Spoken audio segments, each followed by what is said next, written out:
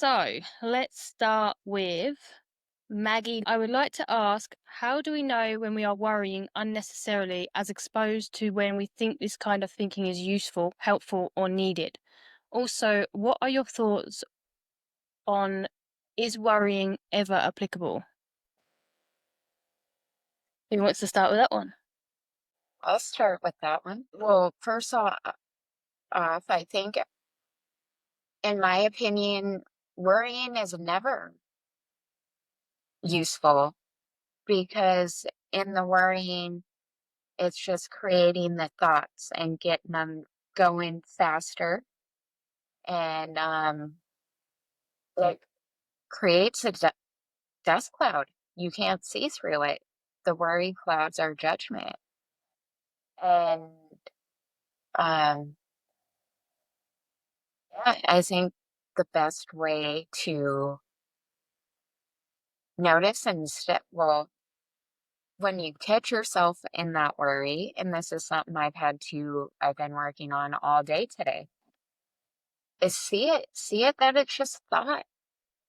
See that you're creating scenarios that haven't happened yet, that may never happen.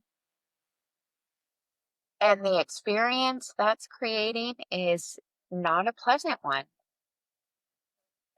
The big thing, I think, is recognizing it and finding something that you can do instead.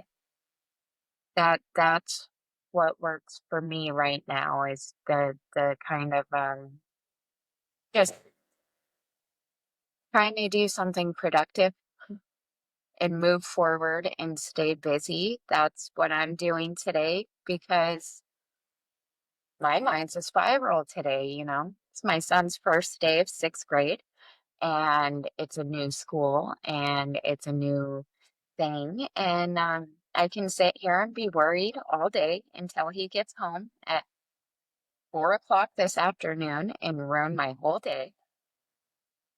Or I can see that that's what I'm doing. And like I have to consciously pull my attention away from those thoughts. And yeah, that's where I'm at with the worry. It doesn't help. It just makes for a unpleasant experience. Yeah. And I get her question as in, is it ever useful? Because it's a bit like fear. Sometimes fear can be useful. But again, I agree with you, like, it's not necessary because it fills your mind. Like you say, it fills your mind with that smoke so you can't see clearly. But when you're not in that, and not only that, when you're feeling the worry, a worry is like a low vibrational emotion. So we're only going to get answers at that vibration. Whereas when we're clear headed, when we've got space for insight, for new thought, we get such better answers than what we would when we're in the worry. So here's the thing that I'm going to add to that.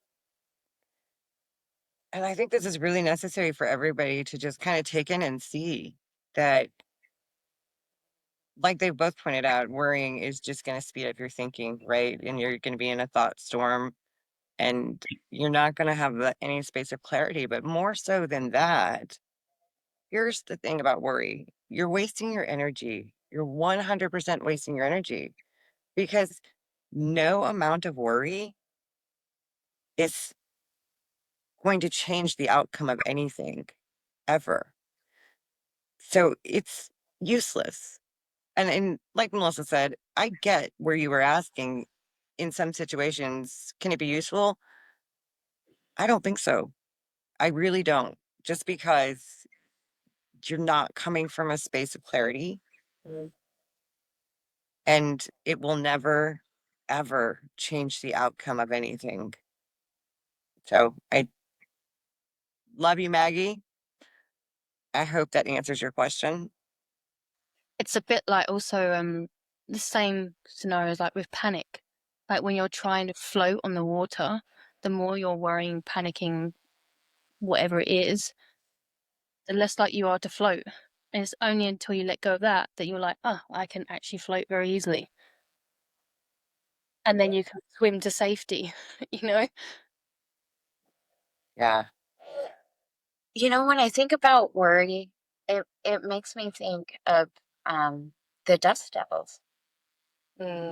Like I was driving across the desert this week and watching in big fields how out of nowhere you get these spirally little dust devils that just come out of nowhere, and then all of a sudden there's two or three of them, and then when they get too close they just get bigger and just leave chaos everywhere. And that's kind of what worrying is. It starts as one little dust devil that then gets three or four around it, and then they all get together and leave destruction. I love that. Yep. Beautiful. That's, yeah, Yeah. I'm beautiful just see these representation. Tasmanian little devils now. Right? Yes. Yeah, absolutely.